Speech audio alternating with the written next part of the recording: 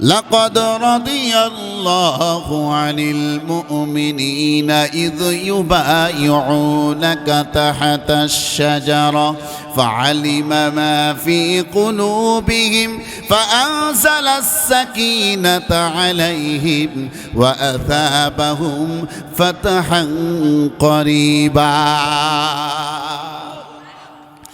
আল্লাহ পাক রব্বুল আলামিন বলেন, ও মুসলমানেরা, পূর্বের আয়াতে 10 নম্বর আয়াতে আল্লাহ বললেন, ও মুসলমানেরা, তোমরা ঐক্যবদ্ধ হয়েছো, তোমরা এক হয়েছো, তোমরা ওয়াদাবদ্ধ হয়েছো, তোমরা বাইয়াত গ্রহণ করেছো। আমি আল্লাহ পাক রব্বুল আলামিন খুশি হয়ে তোমাদের সুসংবাদ দিলাম, অতি শীঘ্রই মুসলমানেরা বিজয় লাভ করবে। এই জায়গাতে দুইটা শিক্ষণীয় বিষয় ও মুসলমান মায়েরা।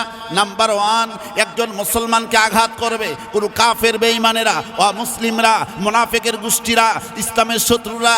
আরেকজন মুসলমান চুপ করে থাকতে পারবে না, আরেকজন মুসলমান বসে থাকতে পারবে না। আল্লাহর হুকুম হচ্ছে একজন মুসলমানকে আঘাত করবে, বাকি মুসলমানগুলো সবাই ঝাঁপিয়ে পড়বে।